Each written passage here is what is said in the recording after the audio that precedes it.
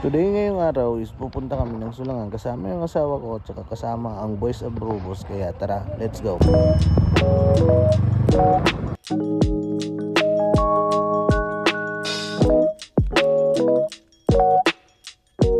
Nag-stop over kami dito kasi si Michael na ihi. Kaya binidyohan ko kasi yung ihi niya kakapiranggot lang kaya tumawa siya.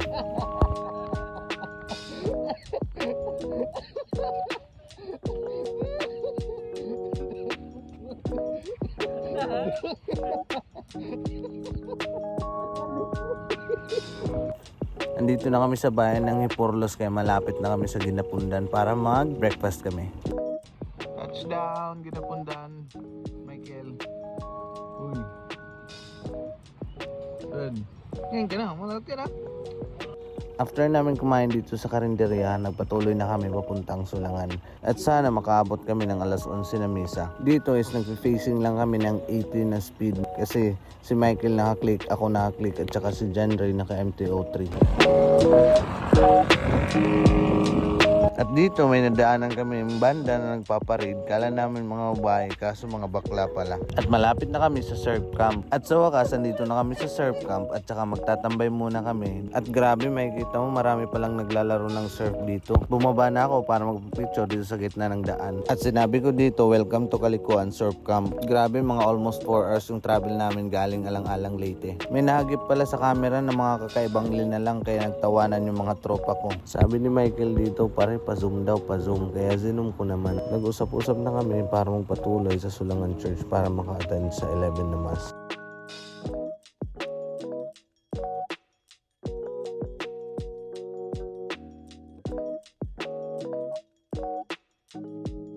Nakarating na kami dito sa Sulangan Church. Saktong tapos lang ng 10 na misa. Mag-aantay kami ng 11 na misa hanggang 12. Sabi nga na misis ko, okay lang. Sabi niya, thank you Lord, safe yung travel namin. So, kasi gusto yung palaging nakangiti ito kung binibig. Sinabi naman dito ni Michael, amen. Kaya dali-dali na kami pumasok para antayin yung 11 na Mass. Araw nga ito ng Sabado, kaya konti lang nagsisimba ngayon.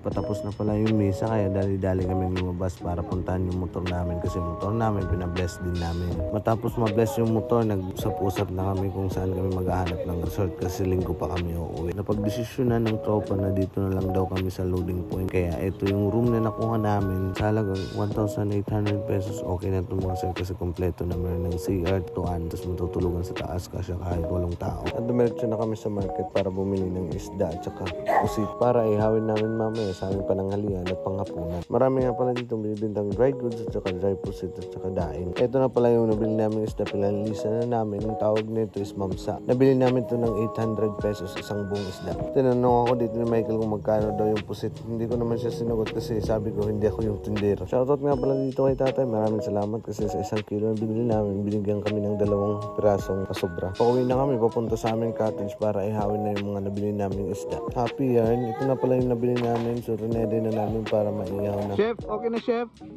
Malapit na. Anong linuluto natin ngayon, chef? Yeah, tapos, pusit. Chef, okay na chef? Chef, anong linuluto natin, chef? Puro siya fried. Grill? Di rin po. Pinawakan ko dyan yung camera para kunwari ako yung nagluluto ng inihaw na isda. Alright, luto na yung inihaw na malaking isda. Test.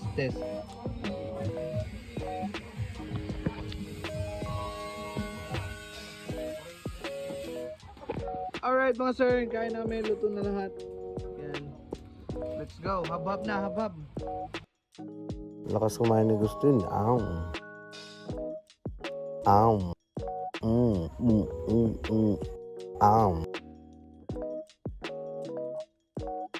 Kain tayo guys.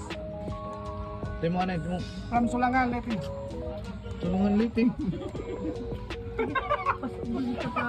Tulungan samar. Ngayon, bibiling ngayon mo, Brad.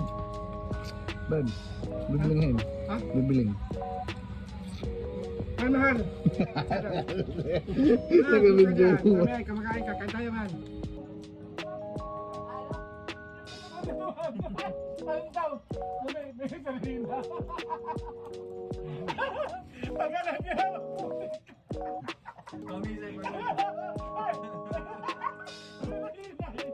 Tatangil.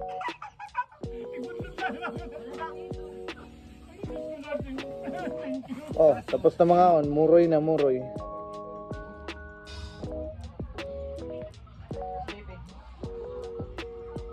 Yay. Napakarita rooftop. Ari itong paturugan nga rin.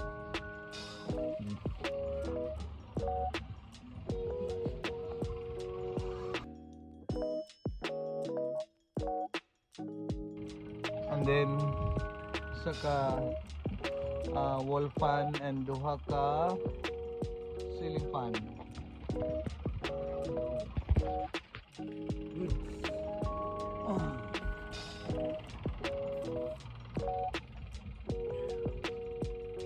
Lusad kita man sa. Oh, may da. Oh, ayan. Maglabas ka pa ng RH.